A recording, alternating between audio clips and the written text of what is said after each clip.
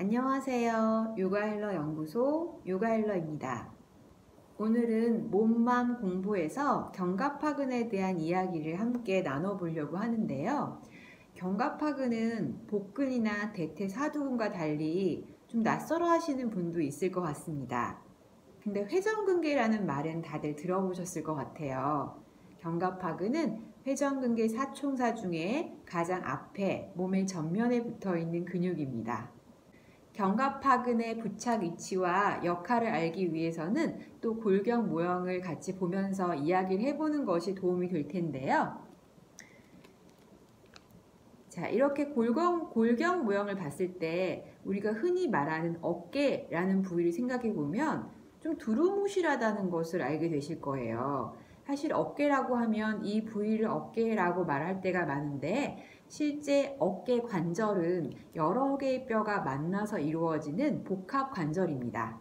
자, 지금 제가 화면으로 가리킨 이 쇄골과 그리고 쇄골의 안쪽 끝을 보시면 흉골이라고 하는 뼈와 관절을 맺고 있고요. 쇄골의 바깥쪽 끝을 보시면 견봉을 통해서 뒤쪽으로 견갑골과 연결되어 있어서요. 이렇게 쇄골과 견갑골의 일부인 극부분이 V자로 몸통을 앞뒤로 감싸고 있다고 보시면 됩니다. 또 견갑골의 구멍 안에 상완골이 연결되어 있기 때문에 사실 내가 팔을 움직인다, 어깨를 움직인다고 하는 것은 이 흉골과 쇄골과 견갑골이 총체적으로 협응한다라는 뜻이고요.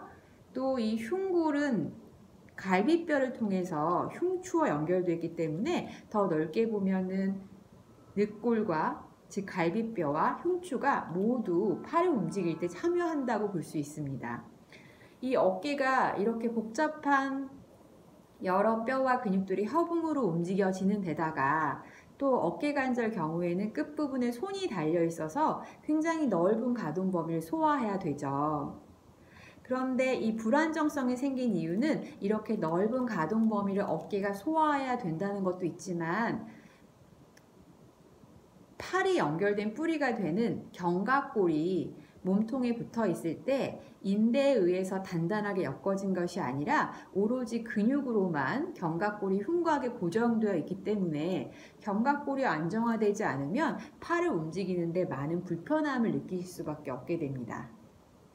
자, 그래서 내 몸에서 나름 장치를 다 해놨는데요. 이 팔의 큰 가동 범위를 커버하기 위해서 몸통과 팔을 연결하는 근육들이 있게 되고요. 그리고 팔을 움직이기 위해서 팔의 볼록한 머리를 견갑골이 받쳐 올렸다가 받쳐 내리기 위해서 견갑골 자체를 움직이는 근육군이 존재하고요. 또 이 몸통에서 팔을 움직이는 거, 몸통에서 견갑골을 움직이는 것에 리듬을 서로 맞춰주기 위해서 견갑골과 팔을 연결하는 근육군이 필요한데 이 견갑골과 팔의 협응을 돕는 안정화 근육을 회전근개라고 부릅니다. 회전근개를 영어로 하면 로테이터 커프인데요. 흔히 남자들 와이셔츠의 이 소매단을 컵스라고 부르죠. 그래서 둘러서 둥근 원 형태로 견갑대를 두르고 있다. 견갑골과 상완골의 연결부를 두르고 있다 라고 해서 회전근개라고 표현됩니다. 자, 회전근개 중에 일부가 내 사총사 중에 하나가 견갑하근인데요. 회전근개에 대해서 간단하게 설명을 한번 드리면 오른쪽 견갑골과 상완골이 연결된 부위를 봤을 때 이 둥근 공이 상완골의 골두, 상완골의 머리 부분이라고 생각해 보면 이 상완골의 머리 부분을 4개의 근육이 견갑골에서 뻗어나온 4개의 근육이 이렇게 감싸 잡고 있는 모양이 바로 회전근개 역할을 가장 잘 표현할 수 있을 것 같습니다. 자, 보시면 이제 앞쪽에 하나의 근육, 약간 앞으로 치우쳤지만 조금 위에 가까운 또 하나의 근육, 뒤에서 봤을 때 2개의 근육이 상완골의 머리를 잡아당기고 있는 거 보이시죠? 이 4개의 근육이 둘러가면서 상완골들을 꽉 잡아서 오목한 구멍 안에 석션처럼 당겨서 안정화시켜주기 때문에 어깨관절의 안정화에 굉장히 중요한 근육인데요. 이 중에 제일 앞에 있는 이 역할을 하는 근육이 바로 견갑하근입니다. 자, 견갑하근의 부착 부위를 견갑골의 모형으로 다시 한번 살펴보겠습니다.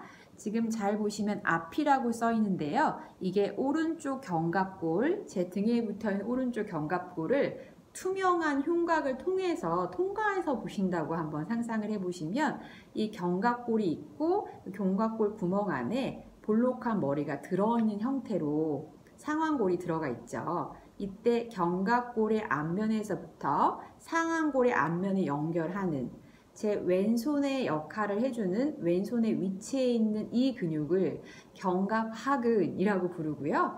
그러다 보니까 견갑골이 흉곽에 붙어 있게 되고 이 견갑하근은 흉곽과 이것이 흉곽이라면 흉곽과 견갑골 사이에 샌드위치 돼서 끼어 있는 모양새로 존재하게 됩니다. 그래서 견갑하근은 겉으로 드러나는 부위가 많지는 않은데요. 팔을 들어 올릴 때 견갑골이 몸통에서 밖으로 나오기 때문에 일부분, 겨드랑이 쪽을 파서 견갑골의 일부분의 전면, 견갑골의 외측인데 앞면을 만질 수 있는데 이 부위에서 견갑하근을 만질 수 있습니다. 그래서 엄지손가락으로 겨드랑이 오목한 부분을 깊게 넣어서 눌러보시면 거기에 약간의 통증이 있으실 텐데 그것을 견갑하근의 느낌이라고 생각하시면 됩니다.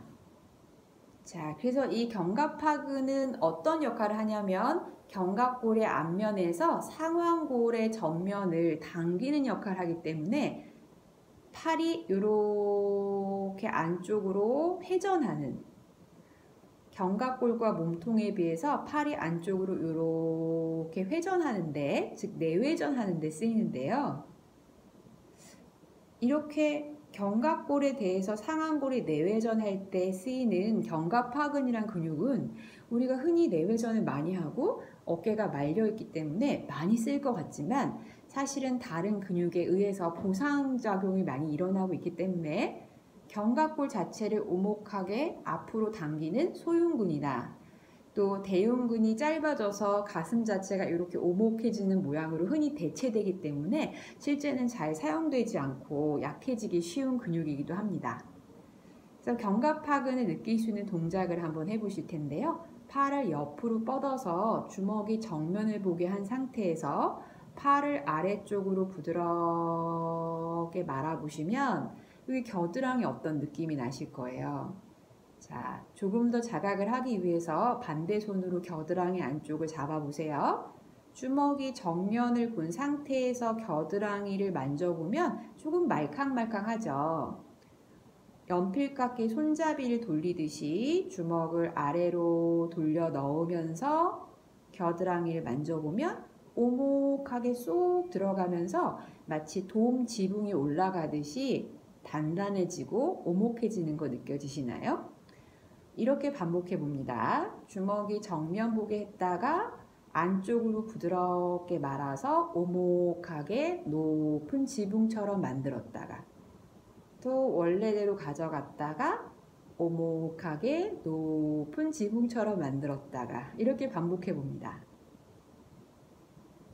자, 견갑하근을 내가 느끼고 자각을 하는 게 견갑하근을 강화시키는 가장 첫 시작이 될 수 있겠죠?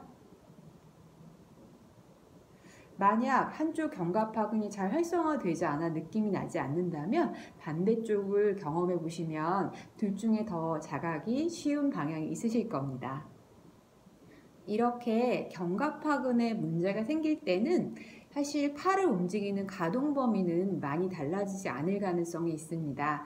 팔을 움직이는데 내가 팔을 귀역까지 가져가고 내려오는 데는 문제가 없지만 소리가 뚝뚝 난다거나 약간의 통증을 느끼시는 분이 가장 많고요. 이런 견갑하근에 손상된 상태가 지속되다 보면 염증이 가득 차서 오십견이 오거나 그때 가동 범위에 제한이 오는 경우가 많습니다. 그래서 가장 흔한 케이스는 팔을 위로 들 때 불편함을 느끼시는 경우도 있고 또 속옷근을 푸는 자세, 팔을 뒤로 이렇게 열중시엇 하면서 주먹을 등 쪽으로 올렸을 때 이 어깨 앞면에 통증을 느끼시는 경우도 많습니다. 자, 우리 몸만 본부를 통해서 견갑하근이란 근육이 단순히 물질이 아니라 몸의 상태뿐만 아니라 마음의 상태에도 영향을 미친다라고 말씀을 드렸는데요. 견갑하근은 견갑과 흉곽의 사이에 몸의 가장 안쪽 심부에 위치하는 근육이기 때문에 장기로는 심장의 상태와 관련되어 있습니다. 위치가 심장이 여기고 견갑하근은 양쪽에 있는데 상당히 흉곽을 중심으로 가까이 있다는 것을 아실 수 있을 겁니다.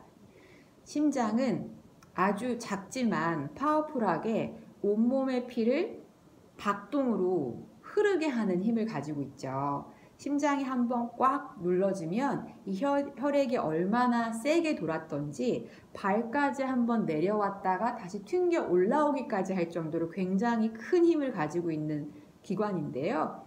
이 심장의 역할이 떨어지게 되면 다리 쪽으로 갔던 혈액이 충분히 몸 쪽으로 돌아오지 못해서 다리에 있는 혈관들이 부풀어 오르고 튀어나오는 정맥류 증상이 일어나기도 하고요. 또 누워있는 시간에 불편함을 느끼실 가능성이 큽니다. 근육을 우리 제2의 심장이라고 하죠. 근육이 수축과 이완을 반복하면서 심장 역할, 혈액을 돌리는 역할을 대신해 주기 때문인데요. 깨어있고 활동하고 운동하는 낮 동안에는 충분히 근육이 제2의 심장 역할을 할 수 있지만 누워있고 자는 밤 동안에는 근육이 그 역할을 해줄 수 없기 때문에 심장이 그 역할을 대신 다 해야 되고 그래서 오히려 누워있는 시간이 불편하고 잠이 푹 오지 않고 잠기가 예민하고 자고 일어나도 잔 것 같지 않다라고 말씀하신 경우가 있습니다. 이것은 견갑하근의 상태와 관련이 되어 있고요. 또 심장은 깊은 마음속의 분노와도 관련되어 있습니다. 우리 나 자신을 돌이켜보면 정말 나한테 상처를 많이 준 사람, 정말 내가 지금까지 잊지 못한 어떤 사건을 생각해 보시면 친구나 연인보다는 주로 가족 간의 관계에서 그런 경우가 많으시죠? 그래서 심장은 가족 간의 분노라는 어떤 과제, 트라우마를 담는 공간이기도 합니다. 그래서 마음속 깊은 상처가 있으시다면 지금 이 순간에도 밤에 잠을 잘 잘 수 있을까 걱정을 하고 계시다면 견갑하근을 치유하고 자각하는 것이 좋은 시작이 될 수 있으리라 생각합니다. 그래서 오늘은 어떤 긴 동작보다는 이 요가 블럭을 사용한 견갑하근을 이완시키는 동작을 해볼 텐데요. 가장 좋은 방법은 손을 사용해서 팔을 밖으로 든 상태에서 손가락을 겨드랑이 안쪽으로, 특히 엄지손가락을 겨드랑이 안쪽으로 깊게 넣는데 이 손가락의 방향이 약간 뒤쪽으로 가게, 그래야 견갑골의 앞면을 만질 수 있으니까요. 뒤쪽으로 가게 꾹 눌러보시고 몸을 여기에 약간 기대면 견갑골이 손가락에 걸쳐지면서 견갑하근의 부위가 손가락 위에 얹어지실 거예요. 그래서 여기저기 위아래로 좀 눌러보셔서 뻐근하고 멍든 데를 누르는 것 같은 느낌이다 라는 곳을 찾으신 다음에 팔을 안으로 말면서 살짝 앞으로 기대보고 팔을 밖으로 말면서 위로 들어보고 안으로 말면서 앞으로 기대보고 밖으로 말면서 위로 들어보고 이런 방식으로 직접 수기로 치유를 하시는 것도 도움이 되고요. 자, 그렇지 않으면 나 손이 좀 아픈 것 같아, 귀찮아 라고 할 때는 간접적으로 이 블럭을 겨드랑이에 대고 몸무게를 이용해서 옆으로 구르면서 자극하는 방법이 있습니다. 그런데 무엇이든지 전후의 차를 인식하면 야, 효과가 있구나, 뭔가 편안해진 것 같아 라는 자각이 들면서 더 그 효과가 배가 되는 경우가 많은데요. 그래서 지금 제가 알려드린 방법을 하시기 전에 양 팔의 느낌을 한번 느껴봅니다. 좌골이 바닥에 어떤 무늬를 짓고 있나요? 어느 쪽 좌골이 더 넓고 무거운가요? 어느 쪽 골반 좌골 위에 척추가 더 온전히 세워져 있나요? 어느 팔과 어깨가 편안하게 그냥 존재하는 느낌인가요? 어느 팔과 어깨가 힘겹게 애쓰며 달려있는 느낌인가요? 무릎에 전달되는 팔의 무게가 좌우가 다른가요? 지금의 상태를 느껴봅니다. 이제 양팔을 약간 무릎 쪽 사선 방향으로 내려놓으시고요.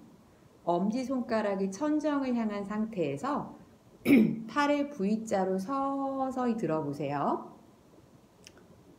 들어 올렸다가 바닥으로 내렸다가 반복하며 생각해 봅니다.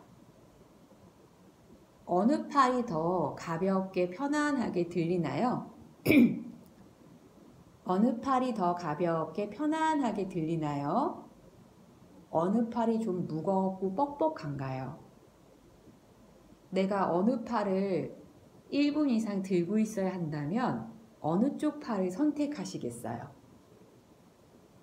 소리가 뚝뚝 나거나 무겁거나 무기력하다고 느껴지는 팔이 있다면 어느 쪽인가요? 좌우의 차이를 느껴봅니다.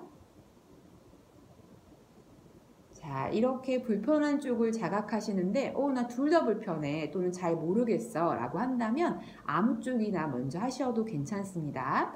글러브에 매트를 감싸고 감싸진 글러브에 겨드랑이를 넣어서 팔을 뻗고 옆으로 누는데요. 글러브를 감싸는 이유는 딱딱한 면적을 부드럽게 하기 위해서니까 이 글러브에 담요를 넣으셔도 괜찮습니다. 이 블럭의 모서리 부분에 겨드랑이 구멍을 충분히 끼워 넣으시고요. 팔베개를 하고 옆으로 누워주세요. 두 무릎은 구부려서 편안하게 눕습니다. 반대 손으로는 가볍게 바닥을 짚어서 안정감을 주고 겨드랑이 힘을 풀면서 앞으로 뒹굴 기울였다가 뒤로 뒹굴 기울였다 합니다. 긴장되어 있는 근육일수록 팽팽하기 때문에 내가 몸을 기울일 때 블럭을 밀어내서 빠르게 굴러 넘어가기가 쉬운데요. 그렇게 되지 않게 속도를 조금 천천히 줄여서 겨드랑이에 위치한 근육세포 하나하나를 전부 자극하고 넘어간다라고 생각합니다. 숨을 느껴보세요. 무언가를 할 때 숨을 참고 너무 열심히 하는 경우가 많은데요. 안도의 한숨을 내쉰다라는 말이 어울리게 숨을 하고 내보내면서 날숨마다 조금 더 자극이 있는 위치로 가봅니다. 그리고 온전히 더 몸을 맡겨보세요. 마실 때는 뒤로 갔다가 내쉴 때는 앞으로 가는 방식도 좋고 보통 앞으로 갈 때 좀 자극이 있으실 가능성이 크세요. 팔이 불편하거나 힘들면 그냥 목을 머리에 툭 늘어뜨리시는데요. 만약에 목을 늘어뜨리는 게 불편하면 팔과 머리 사이에 담요를 하나 끼워 넣어서 높이를 좀 단차를 줄인 다음에 이렇게 아주 게으르게 뒹굴뒹굴 해보시면 됩니다.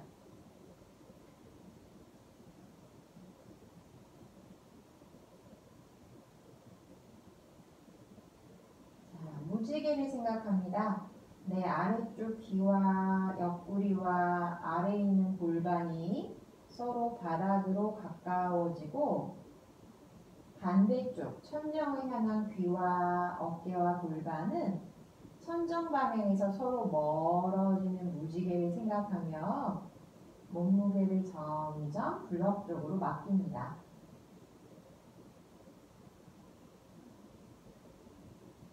다음 숨이 다 나가고 나면 몸무게를 자극이 큰 부위에 온전히 실으셨다가 한 손으로 바닥을 밀어서 목의 힘을 풀면서 천천히 일어나 앉습니다. 자, 이렇게 블럭을 사용하신 방법도 좋고 아까 말씀드린 대로 손으로 겨드랑이 안쪽을 잡은 상태에서 내릴 때는 내회전, 올릴 때는 외회전을 반복하셔서 하는 방법을 사용하셔도 좋습니다. 그렇게 하고 난 후에 다시 한번 양쪽 좌골의 무게감, 어느 쪽 골반에 척추가 세워져 있는지, 양팔이 존재하는 느낌은 어떤지, 가벼운 쪽 어깨와 팔이 어느 쪽인지 살펴봅니다. 이제 숨 쉬며 양팔을 다시 천천히 V자로 올렸다 내렸다 하시면서 아까 불편함을 느꼈던 쪽 어깨와 팔을 지금 블럭으로 푸셨는데 아까와 지금의 차이를 느껴봅니다. 얼마나 팔이 가벼운가요? 얼마나 팔이 그리는 궤도가 매끄러운가요? 그 팔을 한 10분은 너무 긴가요? 1분 정도 들고 있어야 된다면 들고 있기 얼마나 별일 아니라고 편안하다고 느낄 수 있나요?